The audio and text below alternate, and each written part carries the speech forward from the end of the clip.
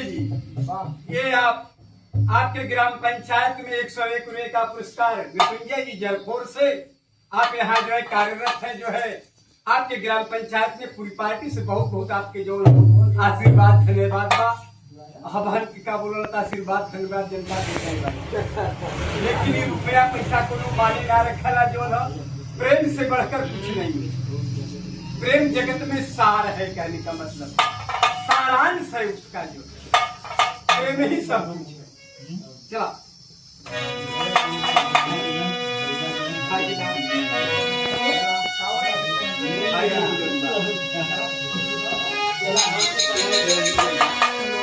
आए भाई रे दुलरुआ हो भाई रे दुलरुआ, अरे भाई रे दुलरुआ हो भाई रे दुलरुआ, भाई भरत सन के बाबा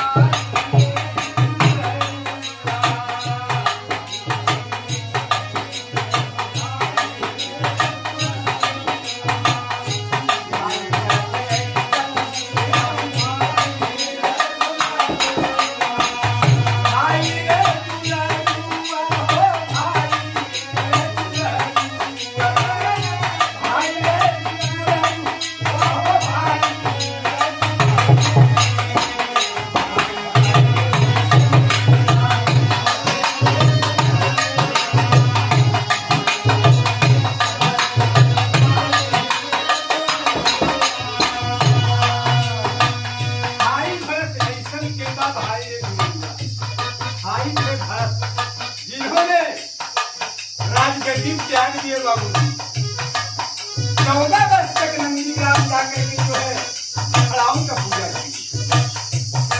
राम को बन हो जाता है, इधर भरत को राजगद्दी मिलने वाली राज इसके लायक जो है वही होगा बाबू। पहली लाइन बा राजगद्दी त्यागे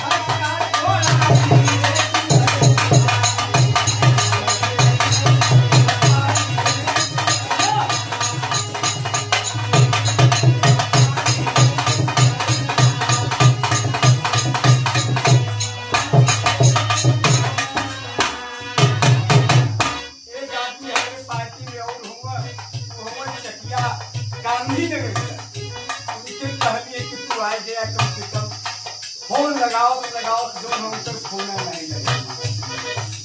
हम कहीं चला ठीक है जो लो हमारे काम ले ले किया, कोनो दिक्कत ना हो, जनता के बीच में संदेश चल है इतना हमारा भाई सकते भैया अवस्था बाबूजी 60 को होता हमारे जो अरे क्षेत्र के बाद ऐसा परिचय का मन मोहताज नहीं बनेगा। आप लोग से दरअसल का खुदा संजय बालक हुआ जो है इनके दिया है, हम लोग बिहार गाँव में आज इनका लड़का बिया करे लग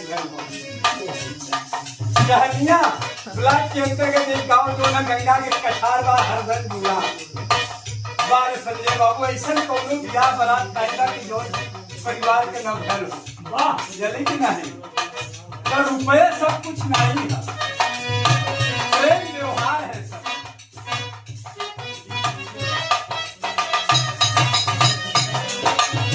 एक लाइन होगा बड़ी मूल्यवान लाइन बा, आई पाचो पांडव रहला पांडु का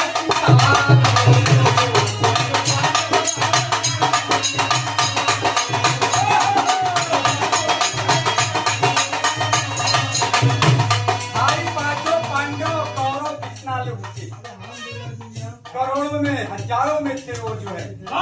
कौरव पांडव की लड़ाई महाभारत जब होता है तो देखिए क्या होती है, आज की लड़ाई का हाल क्या है।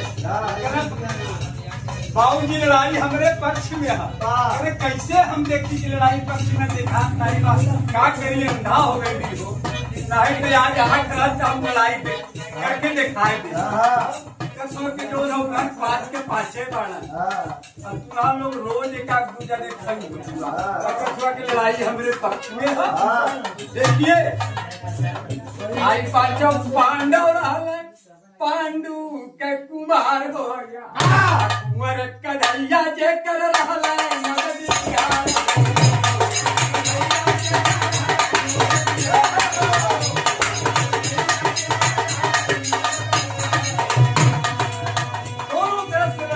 जाती है बाबूजी। एक तरफ कौरव एक तरफ पांडव, लगता है बाढ़ पर बाढ़ चीख चढ़ने लगता है बाबूजी। उस समय जब एक तरफ जो है बैठे हैं विराजमान, जहाँ हम आज कार्यक्रम गा रहे हैं बाबूजी, ध्वजा के ऊपर जो है बजरंगबली, एक तरफ जो है उसी रथ पर जो है कृष्ण भगवान कहते कि हम भारत ही का बोला था 5 कदम हटत हम रथ पीछे तो एको बार भगवान ना हंसत और मारत हूँ का बोला कर तो दो नहीं, एक कदम हटत पीछे तो लगत हो खखाए के हंस। क्या कारण है, लेकिन उसमें सत्य और असत्य के जो लोग पहचान होती है। भाई पांचों पांडव है पांडु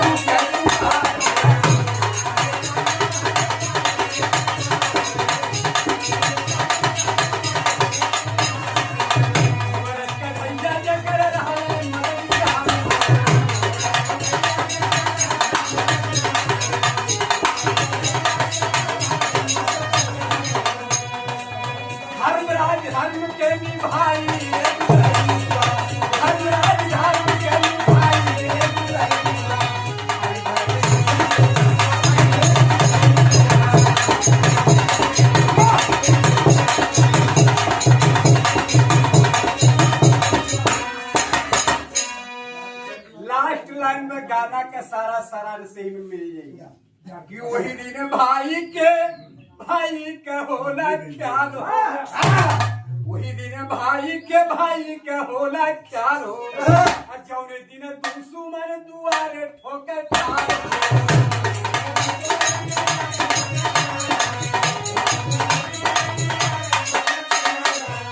जौने दिन दुश्मन दुआरे ठोके ख्याल हो। देखिए आजकल चाहे हमार हो चाहे कोई कभी हो, देखिए ये सम्मानित पुरस्कार ये 201 रुपए का आपका शुभ नाम मोरीलाल जी चाचा के तरफ से जो हो, ये अगले बार जब हमें आपके प्रणाम बंदगी कही तो कहना हम पहचान गई एजा जो हो आप आए रहे जो प्रोग्राम बोले रहे हनुमान जी के मंदिर पर, हम कहीं पुनः फिर मौका मिला मन के गाँव कर बहुत बहुत पूरी पार्टी से आपके प्रणाम व आशीर्वाद का प्रतीक्षा बा बाबूजी। कि आप लोग शांति प्रिय ढंग से जो न हमारे चाहे टूटी फूटी जुबान से जो है आप लोग मेरी बातों को लोग सुन रहे हैं। बहुत बहुत प्रणाम आपके पूरी पार्टी से। 201 रुपये का पुरस्कार।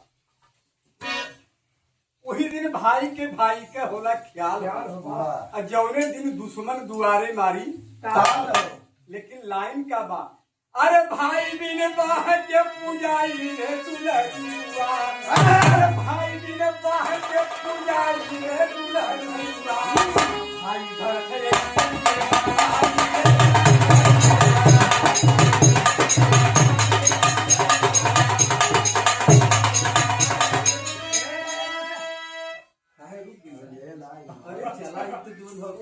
देखिए अच्छा देखिए बाबा जी के तरफ से और इनके सुपुत्र आप सफाई कर्मी है पंचायत राज विभाग द्वारा जो है 101 रुपए का पुरस्कार पूरी पार्टी से आपको नमस्कार प्रणाम आशीर्वाद के प्रतीक्षा वाले संजय मृत्युंजय और एक भाई साहब और है सलेमपुर के, उनका क्या नाम है? संजय राम प्रकाश।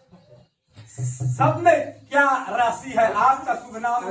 जो आपको इनाम दिया मिट्ठू सर जी। क्या बात है। देखिए अभी संजय जी इनके विषय में जो है बताया जो है कि ये बहुत ज्यादा यहाँ बच्चे आकर के पढ़े हैं, इनका भी बच्चा यहाँ पढ़ा है। ये पंचायत राज विभाग द्वारा जो है आप भी जो है कार्यरत है जो है। आइए आप अध्यापक की भी लाइन में है जो है, आपको जो है पूरी पार्टी से बहुत बहुत प्रणाम आशीर्वाद की प्रतीक्षा। अरे भाई बिन बाह के पुजारी रे दुलरुआ, अरे भाई बिन बाह के पुजारी रे दुलरुआ, भाई भरत